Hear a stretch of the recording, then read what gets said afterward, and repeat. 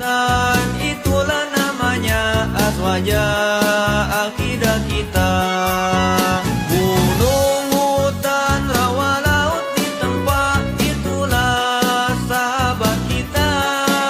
Semangat membara tak pernah menyerah. Banser NU siap sedia.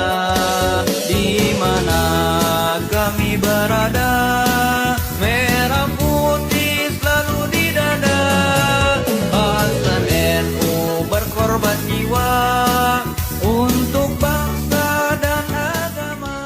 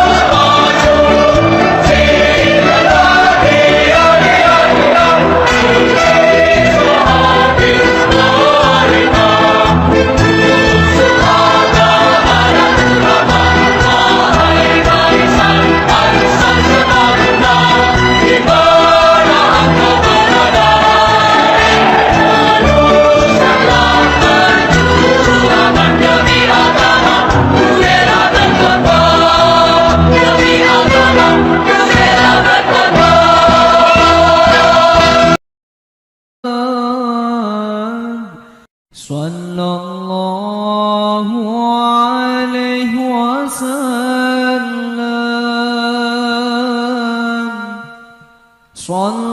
Sallallahu ala Muhammad Sallallahu alaihi wasallam. Disuruh apapun harus mau, diperlakukan seperti apapun harus oke. Tapi tidak ada mayit yang berbicara. Jadi boleh nggak kalau saya di sini diam saja? Assalamualaikum warahmatullahi wabarakatuh. Alhamdulillahirabbil alamin wassalatu wassalamu ala asrofil anbiya'i wal mursalin sayyidina wa maulana Muhammadin wa ala alihi wa sahbihi ajma'in, amma ba'du. Yang terhormat dan kita hormati para kiai, para alim, para ulama, wabil khusus Rais Suriah dan Ketua Tanfidiyah Jam'iyah Nahdlatul Ulama Kabupaten Ponorogo, yang kita cintai, kita banggakan, kita ta'zimkan, kita dukung lagi nanti Bapak Bupati Kabupaten Ponorogo, Kang Sugiri, karena komitmen dan perhatiannya kepada kita semua, kader-kader Gerakan Pemuda Ansor dan Banser, tidak perlu diragukan lagi. Kita itu biasa, siapa yang membantu, dan itu berarti ketika suatu saat kita dipanggil harus siap membantu. Meskipun instruksinya jelas, kader Ansor Banser boleh di mana saja, tetapi memilih tidak boleh memilih siapa saja. Soal memilih nama, tunggu instruksi. Kalau instruksinya ke Kang Sugiri, semua 1000% ke Kang Sugiri. Jangan tepuk tangan tok nggak akan menang itu.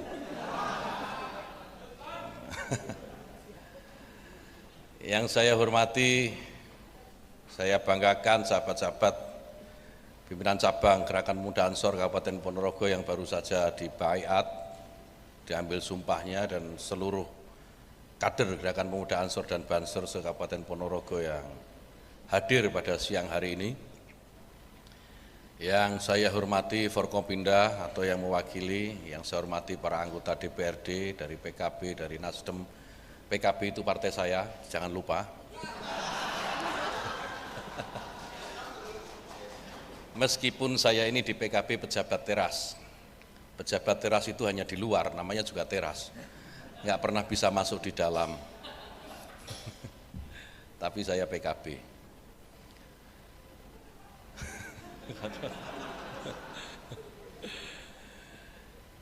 Yang saya hormati para pimpinan organisasi pemuda, ada tadi disebut ada pemuda Pancasila, ada pemuda Muhammadiyah, ada mana lagi? KNPI, ada KNPI, kemudian ada dari IKAPMI dan KAHMI, dan semua yang tidak bisa saya sebut satu persatu, para pimpinan badan otonom, Jam'iyah Nahdlatul Ulama, mulai dari Muslimat, Fatayat, Ibnu PPNU, dan seterusnya. Dan sahabat-sahabat sekalian, Bapak Ibu tamu undangan, oh ya, yang harus saya sebut juga ini, Ketua Pimpinan Wilayah Gerakan Pemuda Ansor, sahabat Gus Safik Sauki. Mana Gus Safik tadi yang, nah ini yang maksa-maksa saya. Dan kompetitornya Gus Abid Umar. Tapi kompetisi di Gerakan Pemuda Ansor itu bukan bukan seperti kompetisi di tempat lain. Jadi kalau di Gerakan Pemuda Ansor itu kita hanya pura-pura saja. Pura-pura saja, jadi nggak ada itu perseteruan yang benar-benar, itu nggak ada, nggak seperti partai politik lah kira-kira begitu. Kalau partai politik itu kalau berantem sampai bikin KLB, sampai bikin MLB gitu kan. Kalau Ansor ini berantem ya sebentar saja, biasa berantem, latihan. Nanti kalau di partai biar berantemnya total gitu maksudnya. Jadi biasa, sekarang bersama-sama terus dua Gus hebat ini, Gus Safik dan Gus Abid, ya karena mereka dipersatukan dan dipersamakan dengan kelakuan. Mereka berdua ini tawakal Pak Bupati, kata Sekretaris BW Ansor Jawa Timur nih, sahabat Bisri. Ketua dan mantan kompetitornya ini tawakal, takut istri tua tapi banyak akal. Nah, itu kelakuannya itu. Sahabat saya, hiburan saya, sahabat Rudi Triwahid, mantan ketua PW Gerakan Pemuda Ansor Jawa Timur, saya ngajak dia pergi haji, nggak mau Pak Bupati. Ayo Rud, kaji, saya bilang gitu. Nggak mau, saya mau naik hajah saja katanya.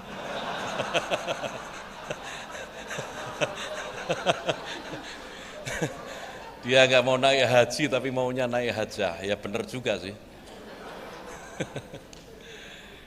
Bapak Ibu sekalian, sahabat-sahabat yang saya cintai, saya banggakan, tentu yang pertama mari kita panjatkan puji syukur kehadirat Allah Subhanahu wa taala. Alhamdulillah siang hari ini meskipun serba terbatas, serba mendadak, saya akhirnya bisa bersilaturahim bersama Bapak Ibu sekalian, sahabat-sahabat yang saya cintai, dalam keadaan sehat walafiat tanpa kurang suatu apapun.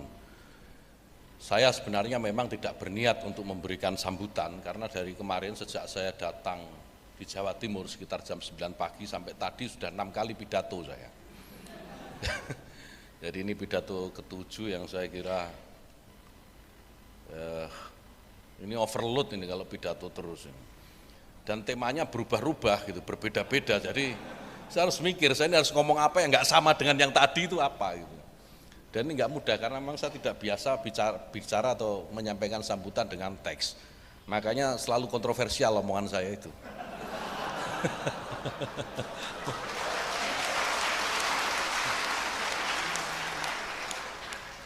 Tetapi selama kontroversi itu positif, saya kira tidak ada yang perlu ditakutkan dengan kontroversial. Karena sahabat-sahabat sekalian, sahabat-sahabat ini saya akan berpesan pada sahabat Ansor Banser saja. Ingat bahwa dalam setiap kontroversi itu pasti ada peluang. Ya, sekali lagi, setiap kontroversi selalu ada peluang. Jadi tidak ada yang perlu dikhawatirkan dengan kontroversi selama kontroversi itu positif. Ya, selama kontroversi itu positif, jangan pernah takut. Nah, itu kalau bicara ayatnya banyak. Dan saya nggak perlu sampaikan ayatnya, nanti dipanggil kiai saya seperti di IAIN nanti. Saya ini nggak mau dipanggil kiai karena kalau kiai itu nakal dikit nggak bisa. Saya lebih suka Gus saja lah, nakal-nakal dikit boleh gitu, masih dimakfu. Jadi begitu. Jadi setiap kontroversi itu ada peluang. Ini harus dilihat. Itu catatannya, kontroversinya harus positif. Tidak perlu khawatir karena memang bangsa ini perlu, ya sekali lagi bangsa ini perlu terobosan-terobosan yang out of the box, ya, di luar kelaziman. Kalau kita hanya melakukan terobosan-terobosan yang sebagaimana lazimnya, maka kita akan lambat dalam melakukan pergerakan-pergerakan. Sementara bangsa ini butuh percepatan-percepatan dalam melakukan perubahan-perubahan di era disrupsi seperti sekarang. Jadi semua harus cepat. Nah, kadang-kadang cepat itu membuat orang yang selama ini merasa nyaman di zonanya merasa terganggu sehingga menganggap bahwa ini kontroversi, padahal sebenarnya tidak kontroversi kalau dipikir dengan baik. Misalnya soal TOA yang rame itu, ya kan? Mengatur TOA itu kan tidak ada salahnya, menjaga harmonisasi antar masyarakat, antar umat beragama, karena suara dari sumber apapun kalau tidak diatur itu pasti akan mengganggu. Ya, saya yakin semua mengiyakan meskipun tidak semuanya berani mengatakan iya.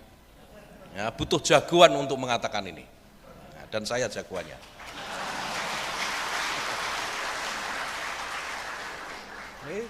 Tidak, bener kok. Ini barang bener. Ini barang bener. Jadi kalau sekali lagi kontroversi itu penting. Maka dari itu sahabat-sahabat sekalian, tadi tidak dilanjutkan oleh sahabat sekjen. Saya selalu katakan, manajemen di Gerakan Pemuda Ansor di Banser ini harus dirubah. Kalau yang dulu itu hanya ahli olah mengolah, ahli bikin proposal, Ya, semuanya ahli bikin proposal sampai ujung-ujungnya MOU kayak tadi itu. Itu akibat keahlian membuat proposal. MOU itu hanya akan berhenti menjadi MOU kalau tidak ditindaklanjuti menjadi PKB, Perjanjian Kerja Bersama. Ya, PKB, bukan perjanjian kerjasama, bukan perjanjian kerja bersama. Harus tambah ber itu supaya enggak seperti yang itu. Nah, supaya jadi barang gitu, Ketua. Jadi harus jadi barang. Kalau MOU tok enggak akan jadi apa-apa. Harus ditindaklanjuti. Tindaklanjuti agar sahabat-sahabat ini semua kader bisa berlatih untuk melakukan aktivitas ekonomi itu yang berdampak secara ekonomi itu. Jadi jangan berhenti di MOU. Maka harus cepat geraknya. Tadi Sekjen mengatakan, jadi sebenarnya lengkapnya begini. Manajemen di Gerakan Pemuda Ansor di Banser itu harus seperti manajemen, seperti kalau kita melihat kereta api. Kereta api itu berangkatnya tepat waktu, yang menghadang ditabrak hanya berhenti kalau sudah sampai tujuan. Nah, Ansor dan Banser harus begitu. Kalau sudah punya cita-cita seperti tadi MOU, berangkatnya harus pas. Kalau sudah yakin bahwa ini benar dan baik untuk dikerjakan, wis merem pokoknya jalan. Siapa yang menghadang tabrak wis ora peduli. Gitu. Siapa yang menghadang tabrak. Dan hanya berhenti kalau tujuannya sudah tercapai. Nah, kalau belum tercapai jalan terus. Itu nggak peduli berapa banyak yang ditabrak, nggak urusan. Jadi kalau mau mengganggu kita, mau menghadang kita, kita tabrak. Sama ketika kita berprinsip menjaga negara ini. Ansor, Banser, ya, prinsipnya sama dalam menjaga ini. Menjaga negara ini dimulai sejak Ansor Banser lahir. Itu ketika Indonesia belum merdeka loh. Kita ini 1934. Indonesia merdeka 1945. Kita sudah dididik, diajarkan oleh para kiai kita untuk menjaga negeri ini. Dimulai sejak itu. Nah, dalam sepanjang sejarah perjalanannya, siapapun yang mau mengganggu keberadaan negeri ini pasti ditabrak sama Ansor, ditabrak sama Banser. Banyak catatan sejarah. G30 SPKI itu siapa yang nabrakin? Banser. Sampai Banser sekarang dikambing hitamkan menjadi penjahat kemanusiaan karena banyak membantai PKI. Saya pernah diwawancara sama satu wartawan saya lupa, wartawan luar negeri. Bagaimana tanggapan saya atas sejarah itu pembantaian PKI gitu ya, pada waktu itu oleh Banser. Saya bilang Banser itu kan mempertahankan diri, pilihannya pada waktu itu to be or not to be kill or not kill or to be kill, dibunuh atau dibunuh pilihannya. Kalau kita waktu itu diam saja, Banser ya akan dibunuh. Saya bilang tidak ada pilihan ketika menghadapi PKI pada waktu itu. Saya bilang, tapi kan Anda dianggap menjadi penjahat kemanusiaan, ya enggak apa-apalah, yang penting menang, saya bilang. Yang penting Indonesia sampai hari ini masih tegak berdiri. Itu saja. Indonesia harus kita jaga supaya tetap sebagaimana fitrahnya, sebagaimana apa yang dicita-citakan oleh para pendirinya pada waktu itu. Nah, saya tekankan kepada sahabat-sahabat Ansor Banser di semua kesempatan bahwa Indonesia ini tidak akan pernah ada kalau tidak ada Islam, tidak ada Kristen, tidak ada Hindu, tidak ada Buddha, tidak ada Katolik, tidak ada Konghucu, dan agama-agama, ratusan agama-agama lokal lainnya. Jadi Indonesia tanpa Islam bukan Indonesia. Indonesia tanpa Kristen, tanpa Katolik, Indonesia tanpa Hindu, tanpa Buddha, tanpa Konghucu dan agama-agama lokal lainnya bukan Indonesia. Maka Indonesia itu adalah keragaman. Ya, ciri kodrati Indonesia adalah keragaman. Indonesia ada karena keragaman. Maka jaga keragaman itu. Simbolnya apa? Setiap Natal kader-kader Banser ini ikut menjaga gereja. Itu apakah menjaga gereja ansih? Bukan. Tetapi ini adalah menjaga Indonesia dan keindonesiaan. Jadi kalau ada yang protes, kenapa Banser jaga gereja? Emang gua pikirin. Yang kita pikirin menjaga Indonesia. Tidak ada yang salah dengan menjaga Indonesia. Ya, tidak ada yang salah dengan menjaga Indonesia. Negara ini ditakdirkan dengan keragaman, dengan kebinekaan. Jadi orang-orang yang tidak mau mengakui keragaman, orang-orang yang tidak menginginkan Indonesia dengan keindahan keragamannya, itu artinya mereka ini orang-orang yang menginginkan Indonesia ini runtuh, yang menginginkan Indonesia ini ambruk. Kader Banser dan Ansor tidak boleh membiarkan ada upaya-upaya dari orang-orang seperti ini. Lawan, perintahnya jelas. Kalau nggak berani ngelawan, minggir, keluar dari barisan. Ansor ini barisan. Barisan itu kalau di depan melangkah kaki kanan, belakang melangkah kaki kanan. Depan melangkah kaki kiri, belakang melangkah kaki kiri. Depan melangkah kaki kanan, belakang kaki kiri, ingetin, kakimu salah. Diingatkan 1-2 kali, nggak mau, ketiga kali masih dablek, keluarkan dari barisan, nggak urusan kita. Gitu. Nggak urusan. Bukan Ansor Banser yang butuh kalian, bukan Ansor Banser yang butuh kader-kadernya, tapi kader-kader yang butuh Ansor dan Banser. Ingat itu. Yakut Khalil Kaumas tidak akan menjadi apa-apa tanpa Ansor dan Banser. Ya, sebagaimana kalian semua nih kader-kader Ansor Banser. Kalian ini bukan siapa-siapa. Ini coba nih 3 orang gagah-gagah di belakang saya, copot seragamnya, bukan siapa-siapa, ngelentrek pasti. Ini bisa tegak ini kan karena pakai PDH saja, coba dilepas PDH suruh pakai sarung. Itu baru simbol, itu baru simbolnya, baru pakaiannya. Artinya jangan pernah merasa besar, ya, jangan pernah merasa besar sendiri tanpa ada Ansor dan Banser. Sahabat-sahabat sekalian itu bisa seperti ini, saya bisa seperti ini karena ada Ansor dan Banser. Ansor Banser itu ada karena cita-cita keindonesiaan. Nah, siapa yang mengganggu Indonesia, mengganggu Ansor Banser. Siapa yang mengganggu Indonesia, Ansor Banser harus berada di garda terdepan. Tidak boleh surut, tidak boleh mundur. Saya kira ini yang bisa sampaikan. Pak Bupati, mepet sekali ini waktunya. Saya itu seringkali tergoda kalau di depan kader-kader itu pengen ngomong banyak gitu ya. Sampai lupa kalau saya ini Menteri Agama.